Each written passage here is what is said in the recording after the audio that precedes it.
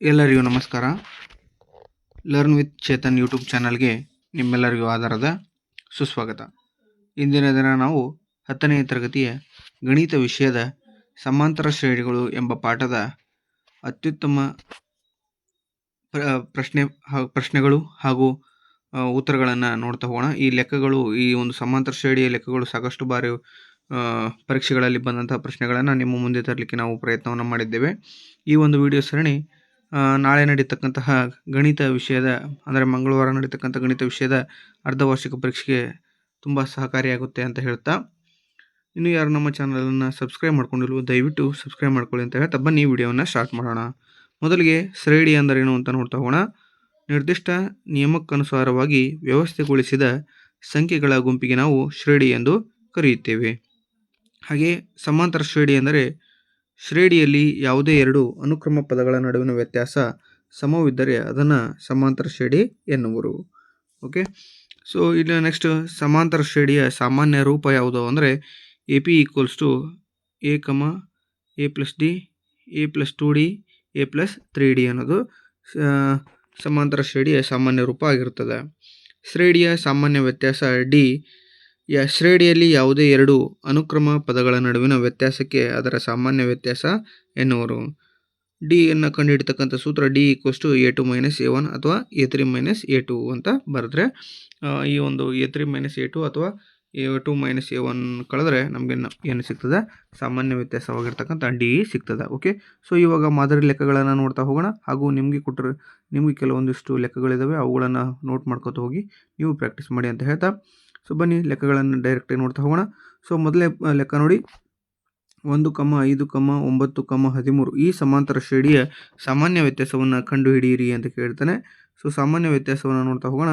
ದತ್ತ ಶ್ರೇಣಿಯ A1 ಅಂದರೆ 1 ಆಗ್ತದೆ, A2 ಅಂದರೆ 5 ಆಗ್ತದೆ, A3 ಅಂದರೆ 9 ಆಗ್ತದೆ. ಸಾಮಾನ್ಯ ವ್ಯತ್ಯಾಸ ಫಾರ್ಮುಲಾ ಗೊತ್ತಿದೆ ನಮಗೆ, A2 - A1 ಅಥವಾ A3 - A1 ಅಂತ.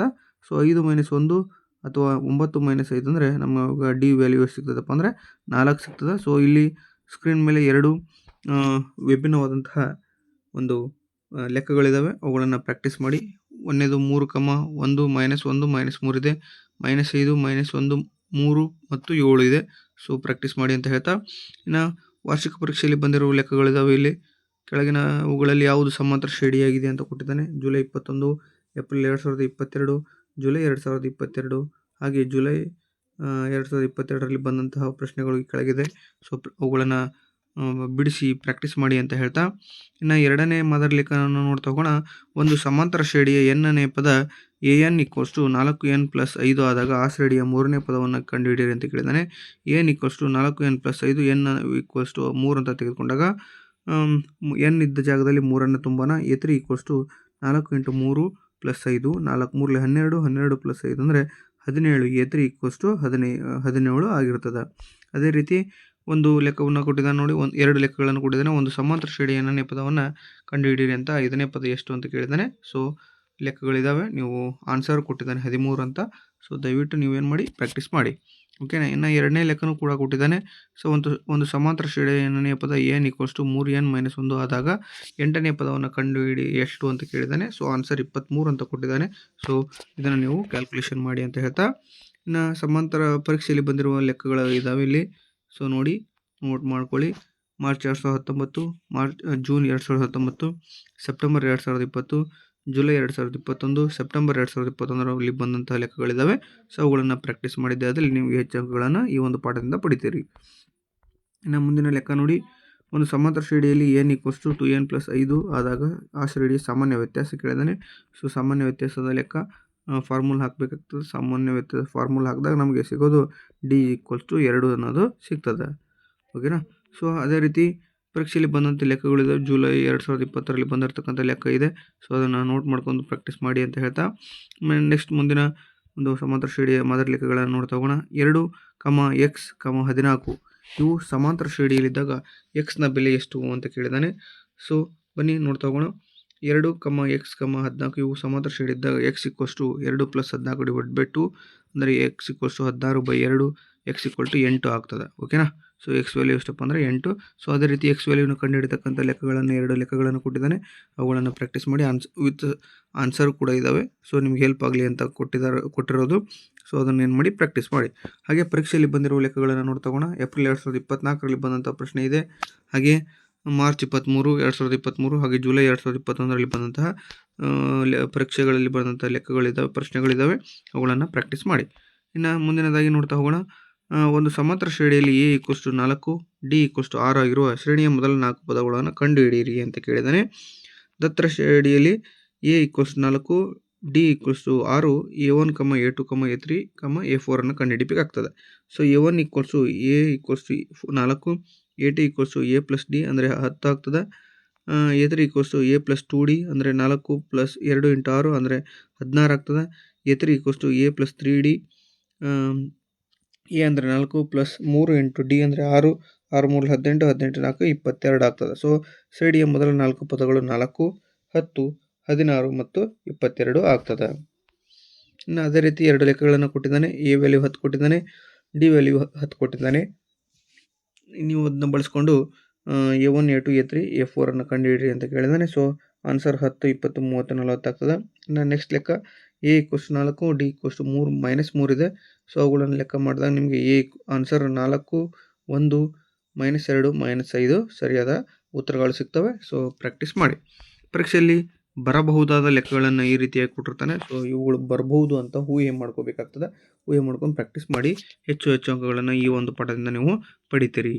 ಇನ್ನು ಮುಂದಿನದಾಗಿ ನೋಡಿ, ಸರ್ಪ್ರೈಸ್ ಟೆಸ್ಟ್ ಅಂತ ಕೊಟ್ಟಿದೆ. ಸೊ 1 ಮಾರ್ಕಿನ ಪ್ರಶ್ನೆಗಳು ಈ ರೀತಿಯಾಗಿರ್ತವೆ.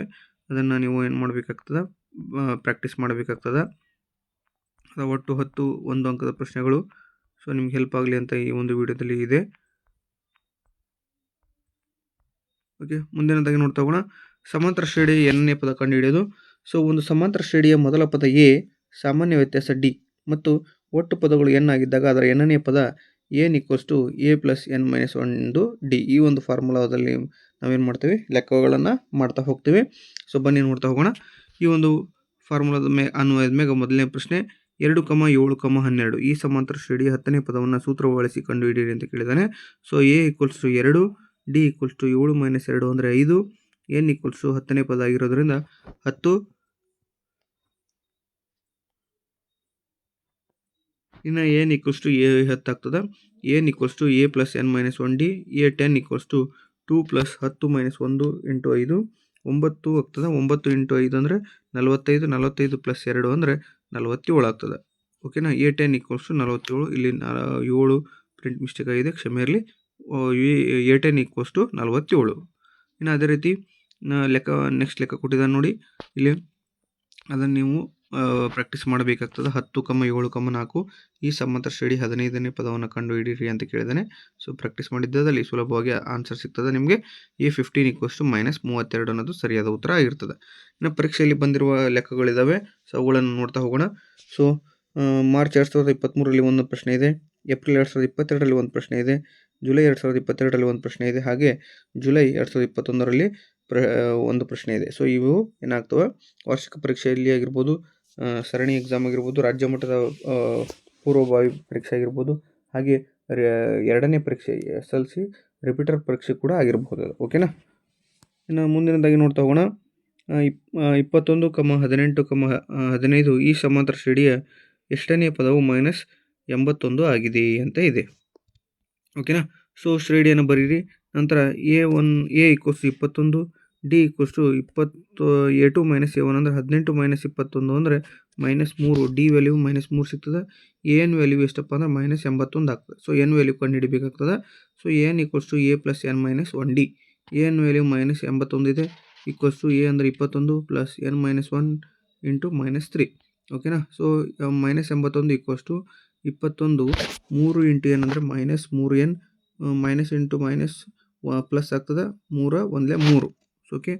ಇನ್ನು ನೆಕ್ಸ್ಟ್ ಏನು ಮಾಡೋಣಪ್ಪ ಅಂದರೆ ಇಲ್ಲಿ 21 ಮತ್ತು +3 ಇದೆಯಲ್ಲ, ಅದನ್ನು ಕೂಡಿಸಿದಾಗ ನಮಗೆ 24 ಆಗ್ತದೆ. ಸೊ -81 = 24 - 3n ಆಗ್ತದೆ. ಸೊ 3n ಈ ಕಡೆ ತೆಗೆದ್ರೆ -81 ಏನಾಗ್ತದೆ, ಇಕ್ವಲ್ಸಿಂದ ಈ ಕಡೆ ಬಂದಾಗ 3n = 24 + 81 ಆಗ್ತದೆ. So 3n = 105, n equals to 105 divided by 3 ಆಗ್ತದೆ. ಸೊ ಎನ್ ಈಕ್ವಲ್ಸ್ ಟು 35 ಆಗ್ತದೆ. ಸೊ ಎನ್ ವ್ಯಾಲ್ಯೂ ಎಷ್ಟಪ್ಪ ಅಂದರೆ 35. ಸೊ 35ನೇ ಪದವು -81 ಆಗಿರ್ತದೆ. ಸೊ ಅದೇ ರೀತಿ ಇನ್ನೊಂದು ಲೆಕ್ಕ ಕೊಟ್ಟಿದ್ದಾನೆ ನಿಮಗೆ ಅಂತ 3, 8, 13, 18 ಎಷ್ಟನೇ ಪದವು 78 ಆಗಿದೆ ಅಂತ ಕೇಳಿದ್ದಾನೆ. ಸೊ ಆನ್ಸರ್ ಏನಿದೆಯಪ್ಪ ಅಂದರೆ 16ನೇ ಪದವು 78 ಆಗಿದೆ ಅಂತ ಇದೆ. ಸೊ ಕ್ಯಾಲ್ಕುಲೇಷನ್ ಮಾಡಿ. ನಾವು ಮುಂದಿನದಾಗಿ ನೋಡ್ತಾ ಹೋಗೋಣ. ಪರೀಕ್ಷೆಯಲ್ಲಿ ಬಂದಂಥ ಪ್ರಶ್ನೆ, ಬರಬಹುದಾದ ಪ್ರಶ್ನೆ ಕೊಟ್ಟಿದ್ದಾನೆ. ಸೊ 7, 13, 19 ಎಷ್ಟನೇ ಪದವು 205 ಆಗಿದೆ ಅಂತ ಇದೆ. ಸೊ ಆನ್ಸರ್ 34ನೇ ಪದ 205 ಆಗಿದೆ. ಸೊ ಅದನ್ನು ಲೆಕ್ಕ ಮಾಡಿ ಅಂತ ಹೇಳ್ತಾ, ಇನ್ನು ನೆಕ್ಸ್ಟು 3ರಿಂದ ಭಾಗಿಸಲ್ಪಡುವ ಒಟ್ಟು 2 ಅಂಕಿ ಸಂಖ್ಯೆಗಳೆಷ್ಟು ಅಂತ ಕೇಳಿದ್ದಾನೆ. 3ರಿಂದ ಭಾಗಿಸಲ್ಪಡುವ ಒಟ್ಟು 2 ಅಂಕಿ ಸಂಖ್ಯೆಗಳು ಅಂತ ಕೇಳಿದ್ದಾನೆ. ಸೊ ನೋಡೋಣ, 2 ಅಂಕಿ ಸಂಖ್ಯೆಗಳಂದ್ರೆ 100 ಒಳಗಿರಬೇಕಾಗ್ತದೆ. ಓಕೆ, 12, 15, 18 ಸೊ 99 ಅಂತ ಇದೆ. ಸೊ ಎ ವ್ಯಾಲ್ಯೂ ಎಷ್ಟಪ್ಪ ಅಂದ್ರೆ 12 ಆಗ್ತದೆ. ಡಿ ವ್ಯಾಲ್ಯೂ A2 - A1 ಅಂದ್ರೆ 15 - 12 ಅಂದ್ರೆ 3 ಸಿಗ್ತದೆ. D value 3. N equals to 99 ಹಾಗೆ N equals to question mark ಆಗ್ತದೆ. So N equals to A + n - 1 D formula ಹಾಕಿದಾಗ N value 99, A value 12 + n - 1 × 3 ಆಗ್ತದೆ. ಸೊ ನಮಗೆ ನೆಕ್ಸ್ಟ್ ವ್ಯಾಲ್ಯೂ ಗೊತ್ತಿದ್ದಾವೆ. 99 = 12 + 3n - 3 ಆಗ್ತದೆ. So next ಏನು ಮಾಡ್ತೇವಪ್ಪ ಅಂದ್ರೆ 12ರ -3 ಕಳೆದ್ರೆ ನಮಗೆ 9 ವ್ಯಾಲ್ಯೂ ಸಿಗ್ತದೆ. ಸೊ 99 - 9 = 3n ಅಂತ ತೆಗೆದುಕೊಳ್ತೀವಿ. 99ರಲ್ಲಿ 9 ಕಳೆದ್ರೆ 90 ವ್ಯಾಲ್ಯೂ ಸಿಗ್ತದೆ ನಮಗೆ.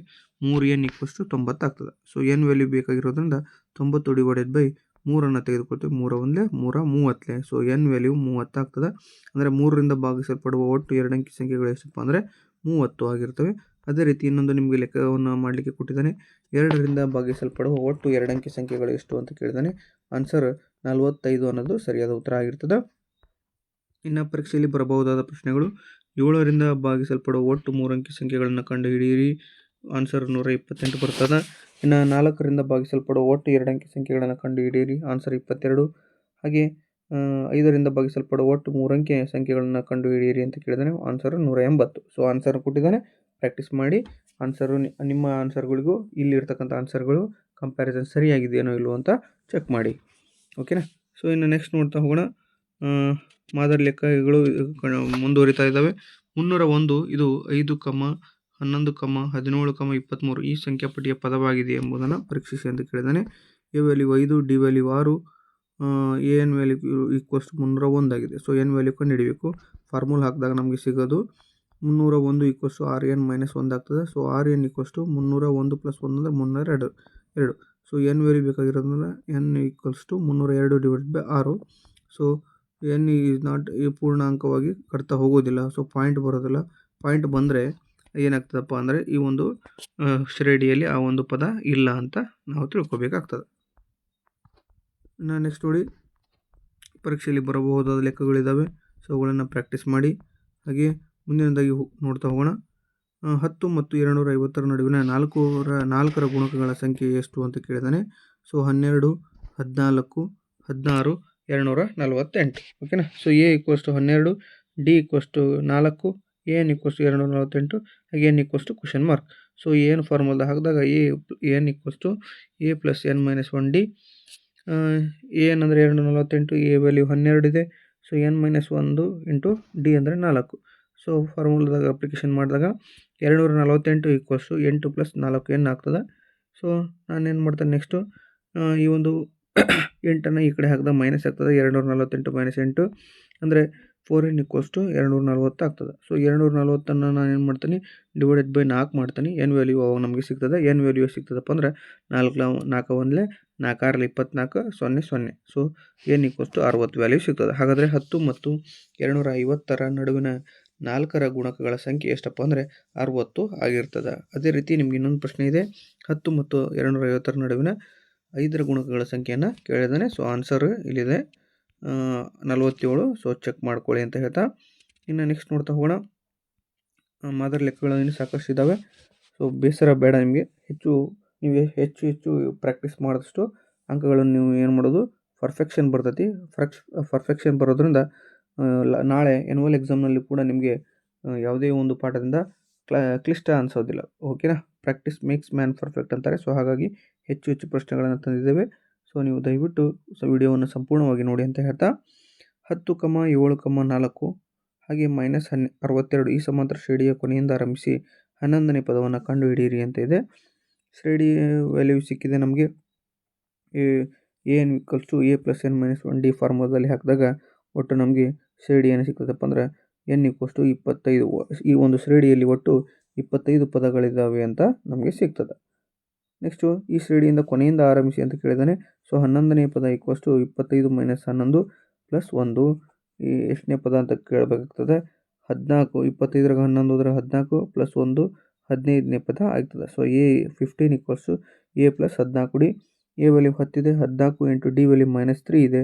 14 42 10 - 42 ಅಂದರೆ ಈಕ್ವಲ್ಸ್ ಟು -32. ಶ್ರೇಣಿಯ ಕೊನೆಯಿಂದ ಆರಂಭಿಸಿ 11ನೇ ಪದ ಯಾವುದಪ್ಪ ಅಂದರೆ -32 ಆಗಿದೆ. ಸೊ ಅದೇ ರೀತಿ 3, 8, 13 253ರವರೆಗೆ ಈ ಸಮಾಂತರ ಶ್ರೇಣಿಯ ಕೊನೆಯಿಂದ ಆರಂಭಿಸಿ 23ನೇ ಪದ ಅಂತ ಕೇಳಿದಾನೆ. ಸೊ 23ನೇ ಪದ ಯಾವುದಪ್ಪ ಅಂದರೆ 158 ಆಗಿರ್ತದೆ. ಚೆಕ್ ಮಾಡಿ ಅಂತ ಹೇಳ್ತಾ ಇನ್ನು ಮುಂದಿನದಾಗಿ ಲೆಕ್ಕಗಳನ್ನು ನೋಡ್ತಾ ಹೋಗೋಣ. ಸಮಾಂತರ ಶ್ರೇಣಿಯನ್ನು ಕಂಡುಹಿಡಿಯೋದು. ಸೊ ಒಂದು ಸಮಾಂತರ ಶ್ರೇಣಿಯ 3ನೇ ಪದ 5 ಮತ್ತು 7ನೇ ಪದ 9 ಆದರೆ ಆ ಸಮಾಂತರ ಶ್ರೇಣಿಯನ್ನು ಕಂಡುಹಿಡಿಯಿರಿ ಅಂತ ಕೇಳಿದಾನೆ. ಈ ರೀತಿಯ ಪ್ರಶ್ನೆಗಳು ವಾರ್ಷಿಕ ಪರೀಕ್ಷೆಯಲ್ಲಿ ಸಾಕಷ್ಟು ಬಾರಿ ಬಂದಿದ್ದಾವೆ. ಸೊ 3ನೇ ಪದ 5 ಇದೆ. A plus 2D equals to 5. 7ನೇ ಪದ 9 ಇದೆ. A plus 6D equal to 9. So 1 ಮತ್ತು 2ರಲ್ಲಿ ಒಂದು ಸಮೀಕರಣ 2ರಲ್ಲಿ ಒಂದನ್ನು ಕಳೆಯೋಣ. A plus 6D equals 9. A plus 2D equals to 5. So ಚಿಹ್ನೆ ಚೇಂಜ್ ಮಾಡ್ದಾನ ಎ ಗೆಟ್ ಕ್ಯಾನ್ಸಲ್ ಆಗಿ 4D equals to 4. D value 1 ಸಿಗ್ತದೆ ನಮಗೆ. ಈ ಡಿ ವ್ಯಾಲ್ಯೂವನ್ನು ಯಾವುದಾದ್ರೂ ಒಂದು ಸಮೀಕರಣದಲ್ಲಿ ಹಾಕ್ತಾನೆ. A plus 2D equals to 5. A plus 2 into 1 equals to 2 ಅಂದರೆ ಎ ವ್ಯಾಲ್ಯೂ ಎಷ್ಟಪ್ಪ ಅಂದರೆ 5ರಲ್ಲಿ 2 ಹೋದರೆ 3 ಸಿಗ್ತದೆ. ಸೊ ಎ ವ್ಯಾಲ್ಯೂ 3 ಸಿಕ್ತು ನಮಗೆ. So A P equals to a plus d a plus d a plus 2D ಈ ಒಂದು ಫಾರ್ಮುಲಾದಲ್ಲಿ ಹಾಕಿದಾಗ ಎ ಪಿ ಈಕ್ವಲ್ಸ್ ಅಂದರೆ ಅರ್ಥಮೆಟಿಕ್ ಪ್ರೋಗ್ರೆಷನ್ ಈಕ್ವಲ್ಸ್ 2, 3, 4, 5. ಅದೇ ರೀತಿ ಇನ್ನೊಂದು ನಿಮಗೆ ಲೆಕ್ಕವನ್ನು ಕೊಟ್ಟಿದ್ದಾನೆ. ಸೊ ಒಂದು ಶ್ರೇಣಿಯ 3ನೇ ಪದ 4 ಮತ್ತು 9ನೇ ಪದ -8 ಆದರೆ ಆ ಸಮಾಂತರ ಶ್ರೇಣಿಯನ್ನು ಕಂಡುಹಿಡಿಯಿರಿ ಅಂತ ಇದೆ. So answer 8, 6, 4, 2.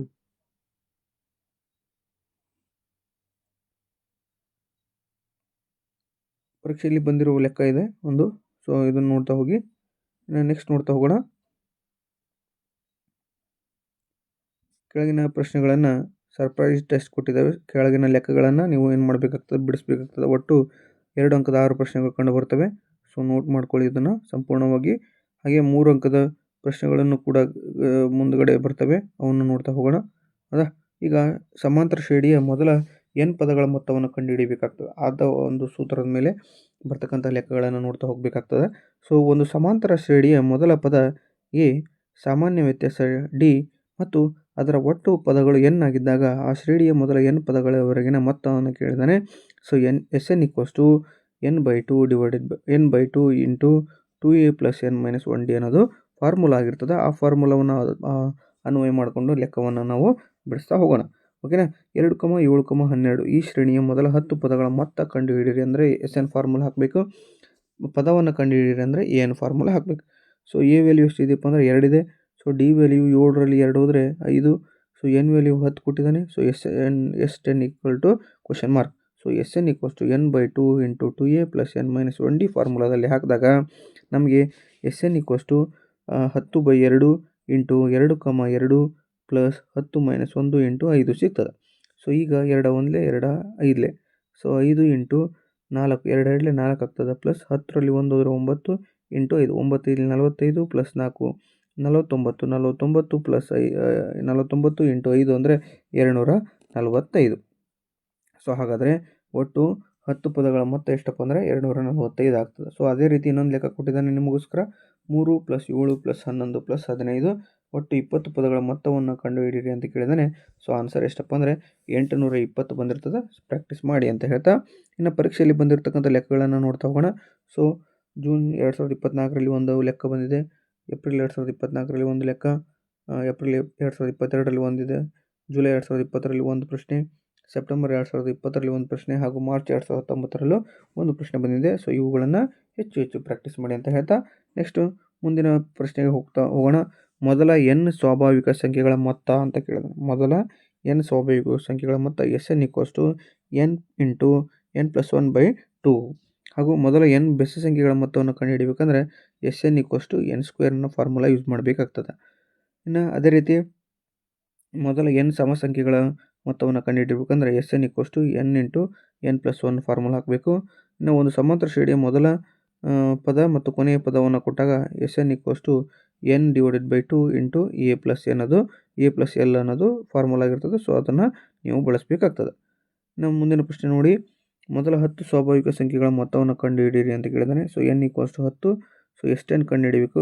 Sn = n into n + 1/2. So 10 into 10 + 1/2 ಅಂದಾಗ 10 + 1 11, 11 ಇಂಟು 10 110 ಆಗ್ತದೆ. 110 ಕ್ಷಮೆ ಇರಲಿ, ಇದು ಓಕೆ 11 ಇಂಟು 10 2 1 2 5 ಆಗ್ತದೆ. 5 ಇಂಟು 11 ಅಂದರೆ 11 5 55. Sn = 55. ಅದೇ ರೀತಿ 15 ಸ್ವಾಭಾವಿಕ ಸಂಖ್ಯೆಗಳ ಮೊತ್ತವನ್ನು ಕಂಡುಹಿಡಿಯಿರಿ ಅಂತ ಕೊಟ್ಟಿದ್ದಾನೆ. ಸೊ ಈಸಿಯಾಗಿದ್ದಾವೆ. ಹಾಗೆ ಮೊದಲ 8 ಸಮ ಸಂಖ್ಯೆಗಳ ಮೊತ್ತವನ್ನು ಕಂಡುಹಿಡಿಯಿರಿ ಅಂತ ಇದೆ. n = 8. So Sn = n into n + 1. n ಅಂದರೆ 8 + 8 + 1 ಅಂದರೆ 9, 9 8 72. ಅಂದರೆ ಮೊದಲ 8 ಸಮ ಸಂಖ್ಯೆಗಳ ಮೊತ್ತವನ್ನು ಕಂಡುಹಿಡಿಯೋದು ನೋಡಿದ್ರೆ 72 ಸರಿಯಾದ ಉತ್ತರ ಆಗಿರ್ತದೆ. ಇನ್ನು ಪರೀಕ್ಷೆಯಲ್ಲಿ ಬಂದಿರುವ ಲೆಕ್ಕಗಳು ನೋಡಿ, 2021ರಲ್ಲಿ ಒಂದು ಲೆಕ್ಕ ಬಂದಿದೆ. ಸೊ ಅದನ್ನು ಪ್ರಾಕ್ಟೀಸ್ ಮಾಡಿ. ಹಾಗೆ ಮುಂದಿನದಾಗಿ ನೋಡ್ತಾ ಹೋಗೋಣ. ಒಂದು ಸಮಾಂತರ ಶ್ರೇಣಿಯ ಮೊದಲ 3 ಪದಗಳ ಮೊತ್ತ 36 ಮತ್ತು ಅವುಗಳ ಗುಣಲಬ್ಧ 1716. ಆದರೆ ಆ 3 ಪದಗಳನ್ನು ಕಂಡುಹಿಡಿಯಿರಿ ಅಂತ ಕೇಳಿದಾನೆ. ಸೊ ಆನ್ಸರ್ ನೋಡ್ತಾ ಹೋಗೋಣ. ಆ ಪದಗಳು a + d a + 2d ಆಗಿರಲಿ. ಹೇಳಿಕೆ ಪ್ರಕಾರ ಮೊತ್ತ 36. a + ad a + d a + 2d = 36. So a + ಇದೆಯಲ್ಲ, ಇವು 3a ಕೂಡಿಸಿದ್ರೆ ನಮಗೆ 3a + 3d = 36 ಆಗ್ತದೆ. ಈಗ ನಮಗೆ ಏನು ಮಾಡೋಣ, 3 3 36. ಸೊ ಇದನ್ನೇನು ಮಾಡೋಣ, /3 ಮಾಡೋಣ. ಅಂದರೆ ಕಾಮನ್ ಅಂದರೆ 3ರಿಂದ ಭಾಗಿಸೋಣ. ಅವಾಗ ಏನು ಸಿಗ್ತದಪ್ಪ ಅಂದರೆ 3 1 3 1 3 12. ಸೊ a + d = 12 ಸಿಕ್ತು. ಸೊ ನಮಗೇನು ಬೇಕು, a ವ್ಯಾಲ್ಯೂ ಬೇಕು. a = 12 - d ಅಂತ ತೊಗೊಳ್ರಿ. ಈಗ ನೆಕ್ಸ್ಟ್ ಗುಣಲಬ್ಧವನ್ನು ಕಂಡುಹಿಡಿ. ಗುಣಲಬ್ಧ ಕೊಟ್ಟಾನ 1716 ಅಂತ, ಹೌದಾ. a into a + d into a + 2d = 36, ಹೌದಾ. ಹಾಗೆ 12 - d into 12 - d + d into 12 - d + 2d = 1716 ಆಗ್ತದೆ. ಈಗ ಸಿಂಪ್ಲಿಫಿಕೇಶನ್ ಮಾಡಿದಾಗ 12 - d 12 + d = 133. ಈಗ ಏನು ಮಾಡೋಣ, /12 ಮಾಡೋಣ. ಸೊ 12² - d² = 143 ಸಿಕ್ತು ನಮಗೆ. ಇವಾಗ ಏನು ಮಾಡ್ತಾ ಹೋಗೋಣ, 144 - 143 = d². d² = 1. d ವ್ಯಾಲ್ಯೂ ಅಂದರೆ ±1 ಸಿಕ್ತು. ಸೊ ಅದನ್ನು ಸಬ್ಸ್ಟಿಟ್ಯೂಟ್ ಮಾಡಿದಾಗ ಆ 3 ಪದಗಳು ಯಾವ ಆಗ್ತಾವಪ್ಪ ಅಂದರೆ a ವ್ಯಾಲ್ಯೂ 11 ಆಗ್ತದೆ. ನೆಕ್ಸ್ಟು a + d ವ್ಯಾಲ್ಯೂ 12 ಆಗ್ತದೆ. a + 2d ವ್ಯಾಲ್ಯೂ 13 ಆಗ್ತದೆ. ಆ ಶ್ರೇಣಿಯ 3 ಪದಗಳು ಯಾವಪ್ಪ ಅಂದ್ರೆ 11, 12, 13 ಆಗಿರುತ್ತವೆ.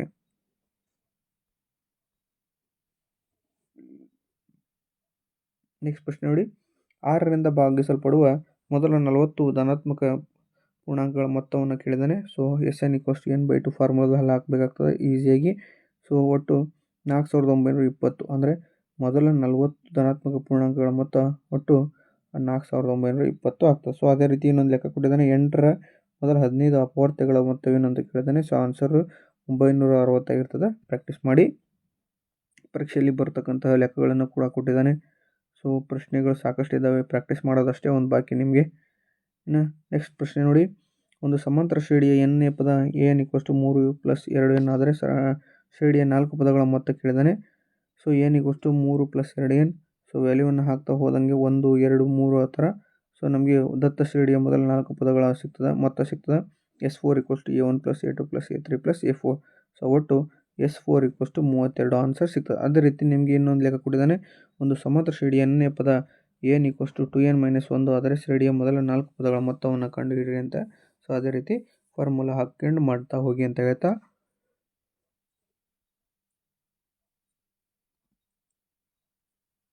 ಇನ್ನು ಕೊನೆಯದಾಗಿ ಇನ್ನೊಂದೆರಡು ಲೆಕ್ಕ ಇದ್ದಾವೆ, ಅವುಗಳನ್ನು ನೋಡ್ತಾ ಹೋಗ್ಬಿಡೋಣ. ಒಂದು ಸಮಾಂತರ ಶ್ರೇಣಿಯ 4 ಕ್ರಮಾನುಗತ ಪದಗಳ ಮೊತ್ತ ಇಂಪಾರ್ಟೆಂಟ್ ಇದೆ. ಇದು 32 ಹಾಗೂ ಮೊದಲ ಮತ್ತು ಕೊನೆಯ ಪದಗಳ ಗುಣಲಬ್ಧ ಮತ್ತು ಮಧ್ಯದ 2 ಪದಗಳ ಗುಣಲಬ್ಧ ಅನುಪಾತ 7:15 ಆದರೆ ಆ 4 ಪದಗಳನ್ನು ಕಂಡುಹಿಡಿಯಿರಿ ಅಂತ ಕೊಟ್ಟಿದ್ದಾನೆ. ಸೊ ಆ 4 ಪದಗಳು a-3d, a-d, a+d, a+3d ಆಗಿರಲಿ. ಸೊ ಇದನ್ನು ಸಿಂಪ್ಲಿಫಿಕೇಶನ್ ಮಾಡ್ತಾ ಹೋಗೋಣ. ಸೊ ಈ ಸಿಂಪ್ಲಿಫಿಕೇಶನ್ ಮಾಡಿದಾಗ a-3d plus a-d plus a+d ಹಾಗೂ a+3d = 32. So +3d -3d get cancel, -d + d cancel ಆಗ್ತದೆ. So a plus a plus a plus a plus ಸಿಗ್ತದೆ. 4a = 32. So a = 32/4, 4 1 4 8. So a value 8 ಸಿಕ್ತು ನಮಗೆ. ಈಗ ದತ್ತಾನುಪಾತದಲ್ಲಿ ಏನು ಕೊಟ್ಟಿದ್ದಾನೆ, a-3d into a+3d divided by a-d a+d. So 7:7/15 ಸಿಕ್ತು. So ಇದನ್ನು simplification ಮಾಡ್ತಾ ಹೋಗೋಣ. ಕ್ರಾಸ್ ಮಲ್ಟಿಪ್ಲಿಕೇಶನ್ ಮಾಡಿ a² - 9d² divided by a² - d² = 7/15. So ಇವಾಗ ಕ್ರಾಸ್ ಮಲ್ಟಿಪ್ಲಿಕೇಶನ್ ಮಾಡೋಣ. 15a² - 135d² = 7a² - 7d². Okay. So A ಇರೋ ಒಂದು ಕಡೆ ಮಾಡ್ಕೊಳ್ಳೋಣ, ಡಿ ಇರೋ ಒಂದು ಕಡೆ ಮಾಡ್ಕೊಳ್ಳೋಣ. ಸೊ ಅವಾಗ ಏನಾಗ್ತದಪ್ಪ ನಮಗೆ ವ್ಯಾಲ್ಯೂ ಅಂದರೆ 15ರಾಗ 7 ಕಳೆದ್ರೆ 8a², 135ರಾಗ 7d² ಕಳೆದ್ರೆ 128d². ಅವಾಗ ಡಿ ವ್ಯಾಲ್ಯೂ ಸಿಗ್ತದೆ, ಹೌದಾ. ಸೊ ಇವಾಗ 512/128 ಆಗ್ತದೆ. So d² value = 4. So D value ±2.